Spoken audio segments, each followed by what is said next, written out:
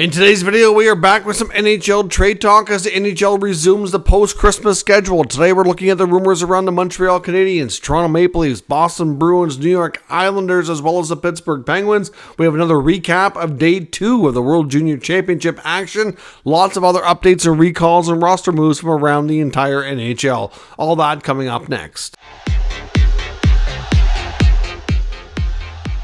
So welcome back to another video here at Top Shelf Hockey. As I mentioned, we have a lot to cover here today. The NHL is officially back and the post-Christmas schedule begins today, December the 27th. The Christmas break has now come to an end, and NHL action resumes here tonight. By the time this video hits YouTube, some of the early games will just be getting underway. Today I want to start with the World Junior Championship news. Of course, today was Day 2 in that fun tournament that always happens every year between Christmas and New Year's and into the early part of January. Of course, things kicked off yesterday. Today was Day 2. Some great games here again today. The earliest game saw Team Slovakia pick up their second straight win in the tournament with a 3-0 shutout victory over Team Switzerland. We once again had goals from Petrovsky and Hanzik.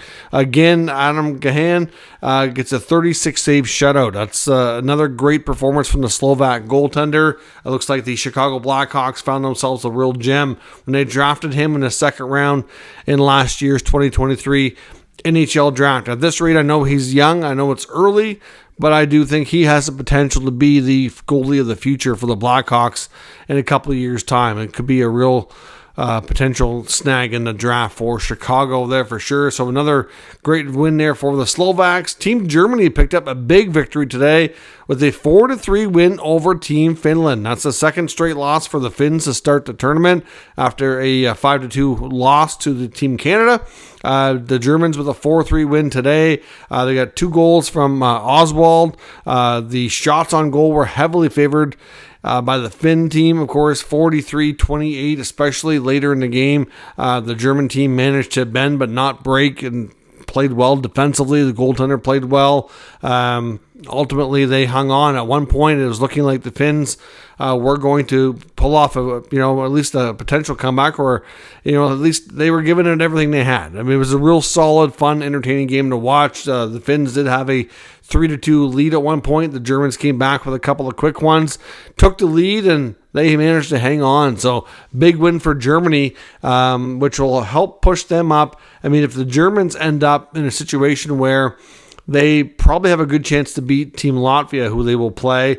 And then, of course, they will also play the Swedes and the Canadians in this tournament. So, at the end of the day, Germany might push Finland down and be able to move ahead of them here in the standings with this win. It could be, a big move for them in the rankings for the crossover playoffs, and we'll see. I mean, I know at one point it was kind of thinking Germany or Latvia might be the team of that group facing relegation, and now the Germans look like they might have secured themselves to be able to avoid that. So that's certainly encouraging for them. Big day for Team Germany. Czechia had an 8-1 victory over Norway today. They get double hat tricks here. One from a really top prospect, Yuri Kulich, and one from Edward Shea, both drafted last year in the NHL draft. Kulich and Shea had a terrific performance, and the Norwegians just were outmatched.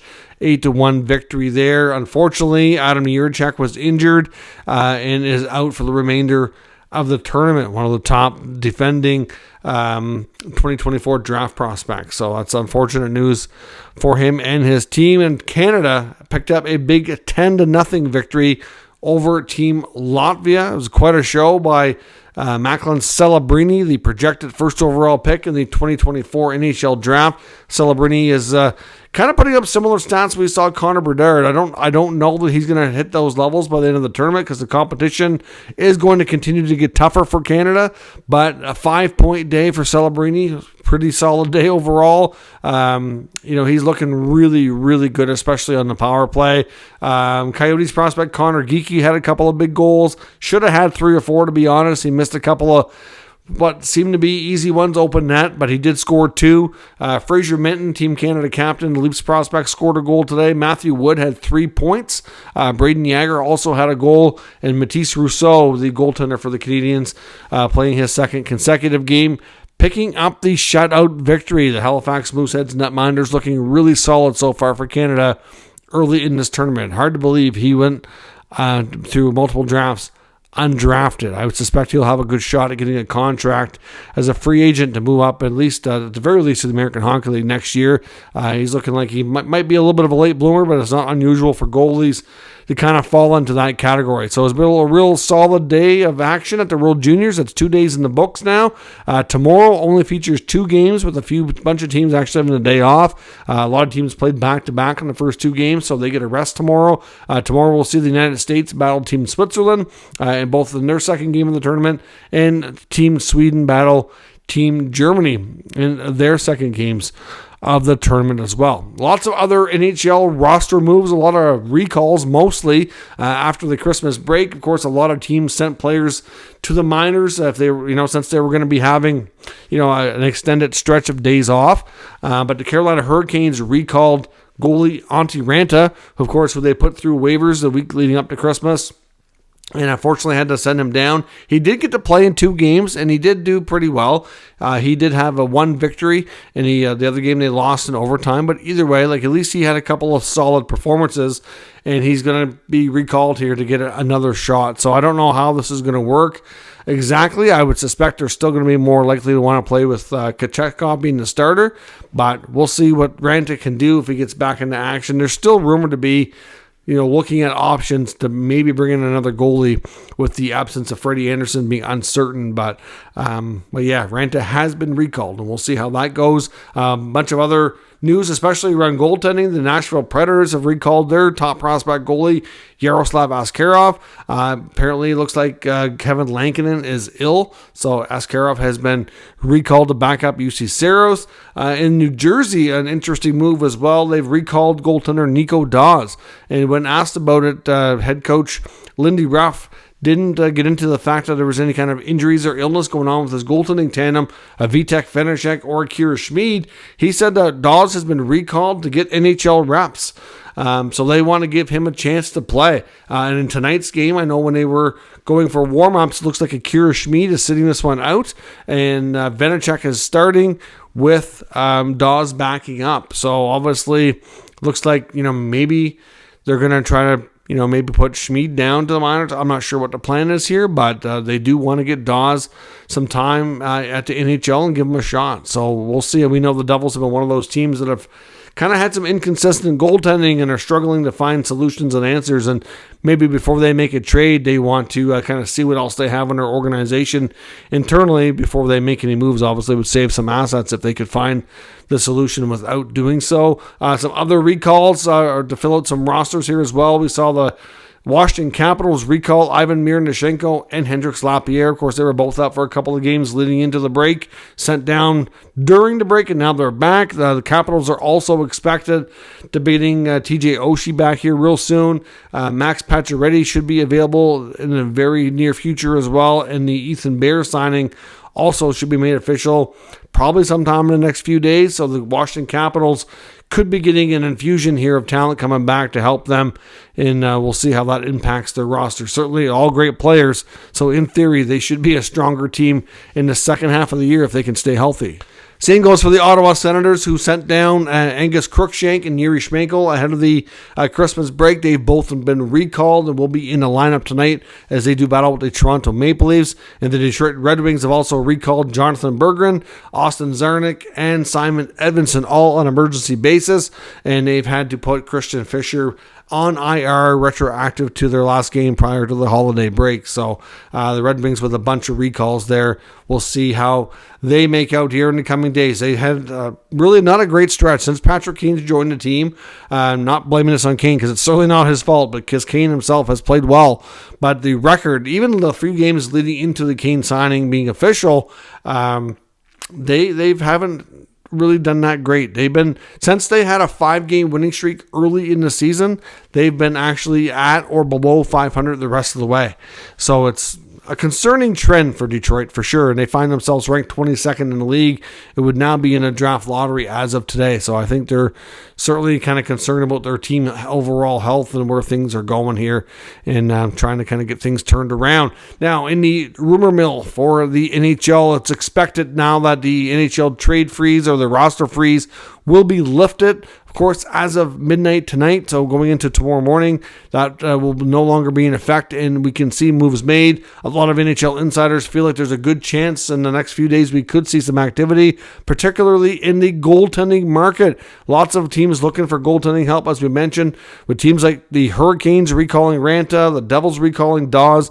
They're trying to see what they have here quickly and trying to figure things out before they make a trade. And once that goalie market starts to move, it's going to probably move quickly. There could be a domino effect, and there's not really that much high-level talent, but there are some interesting veterans that are certainly guys who can come in and be like a stopgap or a stabilizer to kind of get things back on track, with Montreal Canadiens goaltender Jake Allen probably being the goaltender that's getting the most attention out there. I know Caden Primo gets to start in their first game coming out of the break here. Samuel Montembeault, obviously on a 3-year contract extension, is from a few weeks back, not expected to be in play at all for when it comes to trade. So, it's looking more and more likely that the Habs at some point will likely find a deal for Jake to be moved on. Now, of course, he does have some trade protection. He does have another year in his contract. It could be a little bit tricky, so it's hard to say exactly where things go. But when it comes to Jake Allen, he's been linked to a number of teams, but inquiring with Montreal.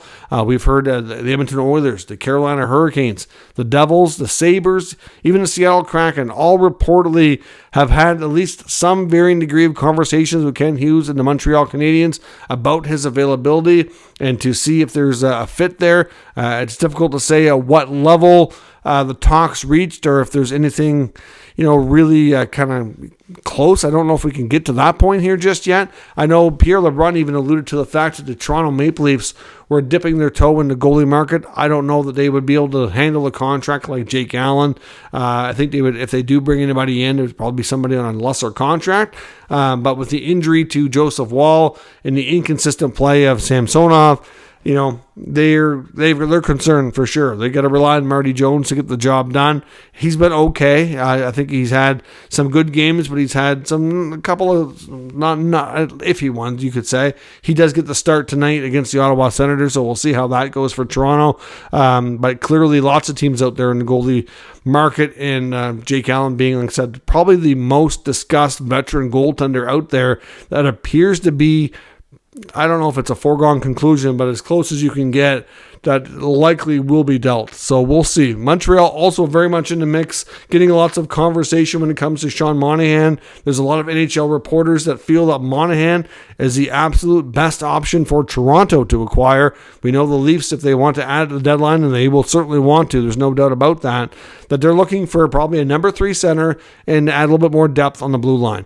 The number 3 center spot, really based on how he's played, his contract, his history, his experience and everything, Sean Monahan very well could be a terrific fit. Now, there might be some other fits out there as well. He's not the only one, but I will say this, we don't see a lot of trades between the Habs and the Leafs. I know right now Habs fans are probably thinking, geez, we're in the playoff mix. Why would we trade Monahan to Toronto? But that's why you got to wait a while here. And if Montreal is in the mix for playoffs, I do wonder if they might hang on to Monahan. It's not a given here. I mean, at this point, to be honest, I honestly think Montreal, as the season rolls along, likely will slip further down the standings. That's just my gut instinct. I could be wrong on that. But at this point, I would think the Atlantic is really, any division is only guaranteed to send 3 teams to the playoffs. And at this point, it's fair to say that the Bruins, the Panthers, the Leafs, and the Lightning would probably all be your top 4. That's a really good chance, unless something drastic changes. I know Montreal, Detroit, Buffalo, Ottawa has a bit of a chance to get caught up because they still have a bunch of games in hand. But are any of those teams going to catch the upper 4? It's really, as time goes on, seems more and more likely that they won't. So therefore, I think at some point Montreal will concede here and sell off a few assets and continue building. They've got a good program going in Montreal. There's no reason why they can't continue to build on that.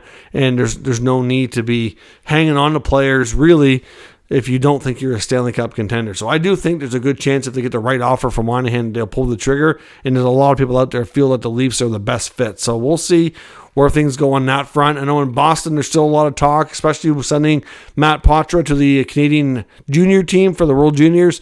He is going back to Boston after, but it's certainly after a hot start, he did cool down, and the responsibility that he was playing a lot was kind of becoming a little bit too much. You could see it was a case that over time it was becoming a situation where it was more and more clear that he wasn't ready for that level of responsibility just yet. So at the end of the day, I do expect the Bruins to make a push to acquire a center iceman if they can, and Elias Lindholm is the name that they're certainly watching. And another name to watch in Boston apparently is also Tyler Johnson in Chicago, who is expected to be made available by the Chicago Blackhawks. Johnson, for the most part, has been a pretty good third-line player, has a couple of Stanley Cups on his resume, long playoff history with the Tampa Bay Lightning, and very well could be a great addition for Boston or anybody else looking for center depth down the middle. So another name to watch when it comes to the Boston Bruins. I do expect Don Sweeney to go out there and make an acquisition of some sort, just a matter of who ends up being that player. The Penguins, and Jake Gensel's been a hot topic as well. Jake Gensel's not a player you would really expect to be traded, but he is a pending unrestricted free agent, and up until now, Pittsburgh media is still reporting that there's been no real kind of talks around a contract extension between the representation of Guentzel and GM Kyle Dubas. So makes you wonder, is there plans to sign this player? They really want to take the wait and see approach, or is there a plan to probably move on? Personally, I would think the odds of moving on are slim, just because he's been such a fixture on the top six, especially with Sidney Crosby, and he's still playing at a very high level. I have no doubt Jake Guentzel is earning his contract, and in fact could certainly ask for a bit of a raise. There's no doubt. He's very productive goal scorer and has played well, whether it be mostly with Crosby, a bit with Malkin over the last number of years. 29 years old, so if you give him a longer term deal, he's going to get his mid to late 30s, but he's still relatively playing to a prime level. So I don't really see an issue signing him to anywhere from a 5 to 7 year deal, personally. But I know there's a lot of teams and a lot of GMs watching that situation closely, because Guentzel is such a steady performer, and he's a noted playoff performer. He has performed extremely well in the playoffs time and time again. So if the Penguins are, right now they're not really in a mix for playoff spot because things haven't gone well. If they don't get their act together and get themselves back in the mix, could they trade Guentzel? I mean, you'd have to say maybe, but like I've said all along, it's hard to imagine, right? I just saw an article today from Pittsburgh Hockey Now from Dan Kuczynski suggesting that maybe instead of going out and trying to add to this team, they should consider keeping Guentzel, and that's their trade deadline acquisition, to kind of do their own rental, or at the very least to extend him, and rather than go out and spend assets on another player that may or may not fit, just get an extension done with Guentzel. Maybe that's what they do. I don't know. It's difficult to imagine that he would move. I would think that Dubas would be doing everything in his power to keep his top veteran players that he made such a fuss to build around and keep happy here, like Crosby and Malcolm Letang, that moving on from Guentzel would not be a popular choice. So I just don't know that that's something they're going to do, but there is a lot of people watching that situation, and he could be one of the more interesting names at the deadline if the Penguins are out of the mix, which very well could be the case. And Adam Henrique in Anaheim is another name to watch. We talked about he's finally entering that last year of his deal. He's had trade rumors around him for about the better part of 2-3 years. But unfortunately, his contract has been tricky to move because he had a lot of term, but now he doesn't. He's down to that final year, and if the Ducks retain 50%, suddenly it becomes a much more easy to work with contract. Lots of teams out there that have been rumored to be looking at this guy, but one team to watch, according to NHL reporters, which makes a lot of sense, is the New York Islanders. The Islanders are certainly having a good season. They're in the mix for playoffs. And he's a Lou Lamoriello guy. Lou knows Henrique well, drafted him, had him for a long time with the Devils. And he's been rumored to looking at bringing him to Long Island before. So when it comes to the Islanders, personally, I think they should focus on adding to the blue line first and foremost, but they could certainly add some more scoring would be good. I mean, obviously, the way things are going this year, they're getting the job done. Henrique, can he score? Yes, he can. Is he really known as a big offensive threat, though? Not so much. I mean, to me, if they could add a bigger name top six forward, might be better. But at the same time, there's also rumors about Zach Parise coming back. And if he does, it just kind of starts to ask questions about where everybody would fit. So as much as Henrique to the Islanders seems like a very Lou thing to do, I don't know for sure that there's going to be room and how it would work and where the fit would be. But we'll see. I mean, he is a name that I do expect to be dealt, and they certainly won't be the only team in the mix. So let me know your thoughts on that and everything else discussed here today down in the comments. It's nice to have the NHL back.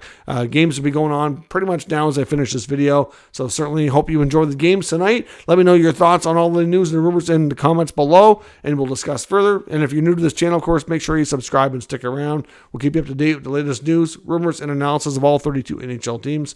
Thanks for watching, and I'll catch you next time.